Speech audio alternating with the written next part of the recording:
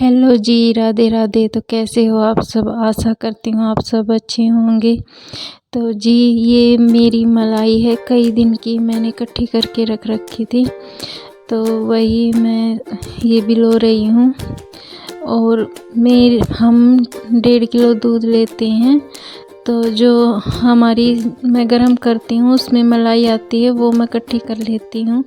और जो मैं थोड़ी मोड़ी दही जमाती हूँ उसको मैं इकट्ठा करके बिलो लेती हूँ। तो ये कम से कम हफ्ता की है।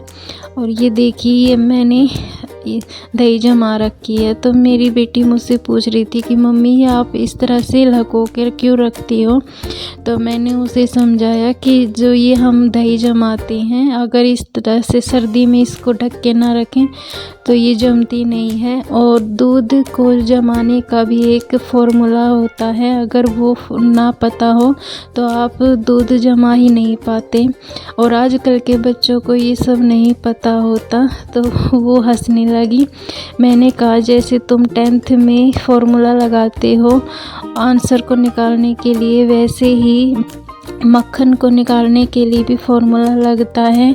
जैसे कि सर्दी में हम इसको ढक के रखते हैं, गर्म पानी डालते हैं तभी घी आता है। और गर्मी में जैसे हम इसको बाहर रखेंगे दूध को, और घी निकालने के लिए चिल्ड पानी चाहिए होता है तभी घी आता है, नहीं तो घी नहीं आता। और ये चीज़ आजकल के बच्चों को नहीं पता होता, तो ये बतानी ज़रूरी होती है, क्योंकि बच्चे ये तो वो मुझसे कहने लगे मम्मी आप मुझे बताना, मुझे नहीं पता, मैं भी अगर कभी ये चीज़ करूँगी तो मुझे पता होना चाहिए। तो यही सब है। और ये देखिए, मैं बना रही हूँ सब्जी कोड़े की। तो कोड़ा लेके आए थे, ये जीजा जी लेके आए थे, मेरी बहन और जीजा जी आए थे। तो ये मैं कोड़ा बना रही हूँ, और काफ़ी बड़ा कोड़ा था। और आज 3 जनों की रोटी और फालतू बनानी है, तो इसीलिए मैंने पूरा ये कोड़ा कट कर लिया है। और ये हमारे आता है गौशाला वाला, तो ये मुस्कान देख रही है उसको। और पता नहीं आजकल के बच्चों को क्या हो गया है। हम जितना अच्छे स्कूल में उन्हें पढ़ाते हैं, उनके अच्छे भविष्य के लिए हम इतनी ज़्यादा प्रयत्न करते हैं, पर फिर भी आजकल के बच्चों की समझ पता नहीं कैसी हो गई है। वो अब एक ऐसा गलत पार्टनर चुन लेते हैं, उसकी वजह से अपने पूरे परिवार को छोड़कर चले जाते हैं। तो मैं उन सभी बच्चों से बस यही कहना चाहती हूँ कि एक माँ आपको 9 महीने तक पेट में रखती है, और एक कल की आई हुई लड़की या लड़का आपसे ये कह दे कि मैं आपको दिल में रखता हूँ, आप मेरे दिल में बसते हो, तो आप पूरी तरह से पागल हो जाते हो और अपनी पूरी फैमिली को छोड़कर चले जाते हो। बिल्कुल नहीं सोचते समझते, और बस आपको वो ही चाहिए होती है। तो एक बात आप बताना, आप कहीं पर चेक करवा के देखना कि क्या आपको ये चीज़ कोई डॉक्टर बता सकता है कि हाँ आप उसके दिल में हो, आप उसके दिल में हो, ये कोई भी डॉक्टर नहीं बता सकता।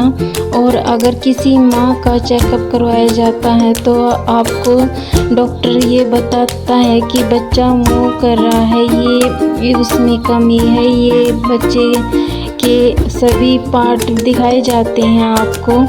तो ये चीज़ तो सभी बता सकते हैं, पर दिल में अगर कोई लड़का है या नहीं है, आप उसके दिल में हो या नहीं हो, ये आज तक कोई भी मशीन नहीं बता सकती, कोई भी ऐसी मशीन नहीं बनी हुई है। तो ये बात आप अच्छे से देखना कि एक माँ तो आपको 9 महीने रखती है, और जब वो जन्म देती है, चाहे कितनी ही पीड़ा तकलीफ से वो आपको जन्म देती है, तो जब आप रोते हो तो वो आपको सीने से लगाती है, इतना प्यार देती है कि बहुत स्नेह प्यार दुलार देती है।